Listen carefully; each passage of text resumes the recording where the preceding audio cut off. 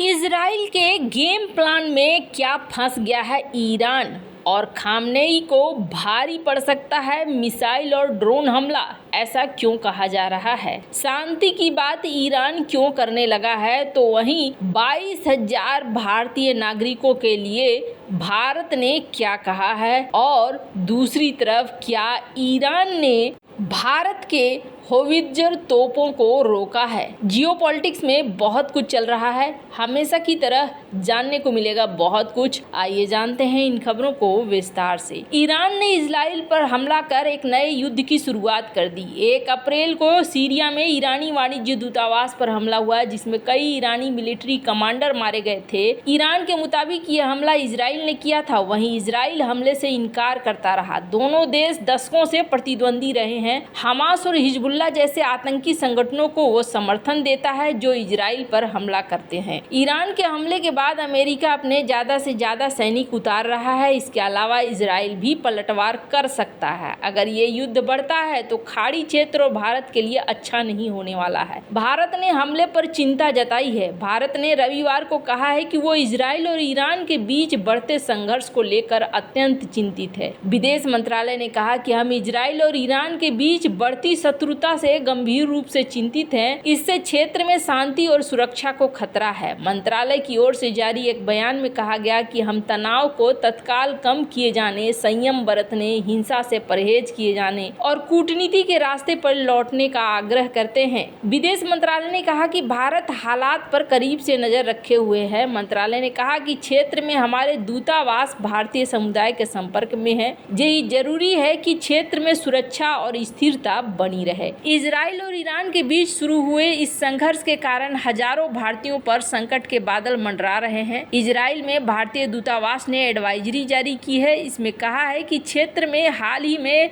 हुई घटनाओं को देखते हुए इजराइल में रहने वाले सभी भारतीय नागरिकों को शांत रहने और इजरायली अधिकारियों की ओर से जारी किए गए प्रोटोकॉल का पालन करने के लिए कहा गया है। दूतावास सभी नागरिकों के संपर्क में है। रिपोर्ट्स के मुताबिक इजराइल में 18,000 भारतीय हैं, वहीं ईरान में 4,000 भारतीय रहते हैं। ऐसे में इस संघर्ष के कारण 22,000 भारतीय फंसे हैं। इस हमले के कारण दुनिया तीसरे विश्व युद्ध को लेकर डरी हुई है। रूस यूक्रेन का युद्ध पहले से ही चल रहा है। इसके बाद इजराइल और हमास का संघर्ष शुरू हो गया है। ऐसे में अगर एक और युद्ध शुरू होता है तो दुनिया पर इसका बहुत खतरनाक असर पड़ने वाला है। वैसे आपको बता दें, कहा यह जा रहा है कि इजराइल के गेम प्लान में फंस गया है ईरान और खामनेई को बहुत भारी पड़ सकता है मिसाइल और ड्रोन का हमला। इजराइल पर ईरान ने जो हमला किया है 150 क्रूज मिसाइल और 200 से ज्यादा ड्रोन। तो ड्रोन 200 के 200 एक बार में पहुंच नहीं गए हैं, वो घंटे घंटे में आ रहे हैं। उन्हें आने में थोड़ा वक्त लग रहा है और इन्हें मार कर गिरा रहा है अमेरिका और यूके के फाइटर जेट। इस हमले के लिए इजराइल और अमेरिका पहले से ही तैयार थे। इजराइल का आयरन डोम सिस्टम हमले के तुरंत बाद एक्टिव हो गया। उसके साथ साथ एरो सिस्टम का भी बहुत बड़ा रोल यहाँ पर देखने को मिल रहा है। अमेरिकी राष्ट्रपति बाइडेन ने पहले ही आशंका जताई थी कि ईरान एक जोरदार हमला करेगा। एक्सपर्ट मानते हैं कि इजराइल चाहता है कि ईरान हमला करे। रविवार को हुआ हमला ईरान से ज्यादा इजराइल के लिए कामयाबी मानी जा रही है। एक्सपर्ट का मानना है कि इजराइल चाहता था ईरान सीधे युद्ध में उतरे। दरअसल 7 अक्टूबर 2023 को इजराइल पर हमास ने हमला किया। इसके बाद लेबनान का हिजबुल्लाह भी इजराइल पर रॉकेट बरसा चुका है। वहीं लाल सागर में इजराइल से जुड़े जहाजों को यमन के हूती विद्रोहियों की ओर से निशाना बनाया गया था। इन्हें ईरान से समर्थन मिलता है। मिडिल ईस्ट में ईरान के कई और भी प्रॉक्सी हैं जो अमेरिका और इजराइल को निशाना बनाते रहते हैं। ईरान इन्हें हथियारों की सप्लाई करता है और खुद दूर बैठकर तमाशा देखता है। एक्सपर्ट कहते हैं कि इजराइल का इरादा यही रहा होगा कि ईरान को अपने कंफर्ट जोन से बाहर निकलने के लिए मजबूर किया जाए। 1 अप्रैल को सीरिया में ईरान के महावाणिज्य दूतावास पर हमला हुआ और इस हमले में ईरान के इस्लामिक रिवोल्यूशनरी गार्ड्स के कमांडर भी मारे गए। ईरान ने हमले का आरोप इजराइल पर लगाया, वहीं इजराइल इस हमले से इनकार करता रहा। सीरिया के हमले को ईरान ने अपनी संप्रभुता के उल्लंघन के तौर पर माना। लगभग 2 सप्ताह बाद ईरान ने इजराइल पर हमला कर दिया और इस हमले से अब गेंद इजराइल के पाले में है और वो उस पर निर्भर करता है कि वो कैसे जवाब देता है। सबसे बड़ी बात यह है कि इजराइल के पास तो बहुत तरह के डिफेंस सिस्टम थे, पर अब ईरान का क्या होगा?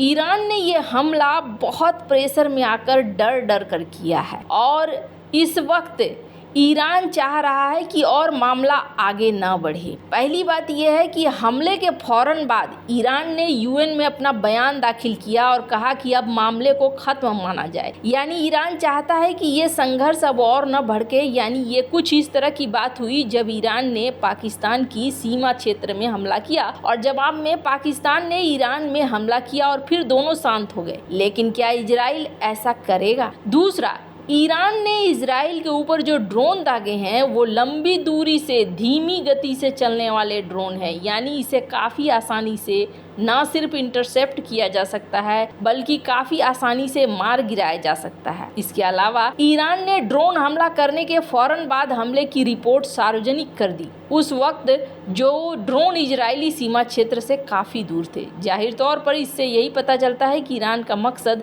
इजराइल को नुकसान पहुंचाना नहीं था। ईरान ने जो क्रूज मिसाइल और ड्रोन इजराइल पर दागे हैं उसका मकसद इजरायली डिफेंस सिस्टम को नुकसान पहुंचाना नहीं था। तो फिर ईरान ने ये फैसला क्यों किया? इसका मतलब साफ है, ईरान चाहता है कि ये तनाव एक निश्चित सीमा के अंदर ही रहे। ईरान ने जो हमला किया है उस हमले के पैकेज में क्या था? 200 से ज़्यादा मिसाइल और ड्रोन हमलों में वास्तव में कितनी बैलिस्टिक मिसाइलें थी? ये संख्या मायने करती है क्योंकि बैलिस्टिक मिसाइल ही इजराइल को नुकसान पहुंचा सकती हैं और बैलिस्टिक मिसाइलों को मार गिराने में काफ़ी मशक्कत करनी पड़ती है। क्या ईरान ने केवल विशिष्ट लक्ष्यों पर हमला करने के लिए बैलिस्टिक मिसाइलों का इस्तेमाल किया?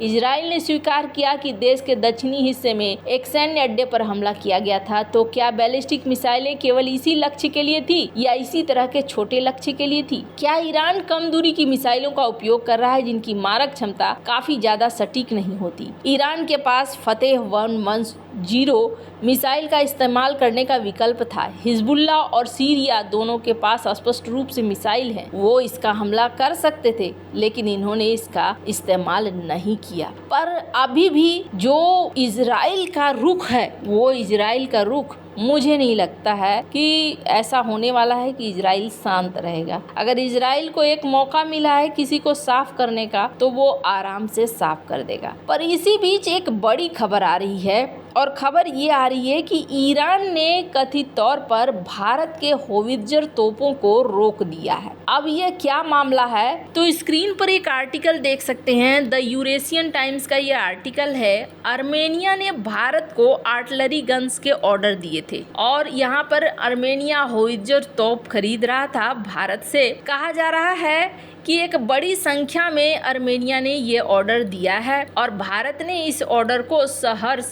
स्वीकार भी कर लिया है और इसे भारत दे रहा था। ये तोपें अपने कैटेगरी की सबसे अच्छी तोपें हैं, इसलिए तो भारतीय सेना ने भी 310 आर्टिलरी गन सिस्टम का ऑर्डर दिया है। 6 तोप पहले ही खरीद चुका है आर्मेनिया और भी कई सारे तोप खरीद रहा था। अब स्क्रीन पर बुल्गारियन टाइम्स की एक खबर देख सकते हैं, bulgarianmilitary.com की एक खबर देख सकते हैं। कहा जाता है कि ईरान के रास्ते जो आर्मेनिया को पहुंचाया जा रहा था उस पर रुकावट डाल रहा है ईरान। कहा जा रहा है कि शायद यहाँ पर रूस है जिसने ये दबाव डाला है जिसकी वजह से यहाँ पर आर्मेनिया को सप्लाई नहीं पहुँच रहा है। हालांकि ईरान ने इस बात के लिए हामी नहीं भरी है। अब हो सकता है ये युद्ध का खतरा हो या और कोई चीज़ हो। वैसे आपको क्या लगता है इन सब मामले में? आपकी क्या राय है? कमेंट कर जरूर बताएं। जल्द मिलते हैं अगले वीडियो में नई खबर के साथ।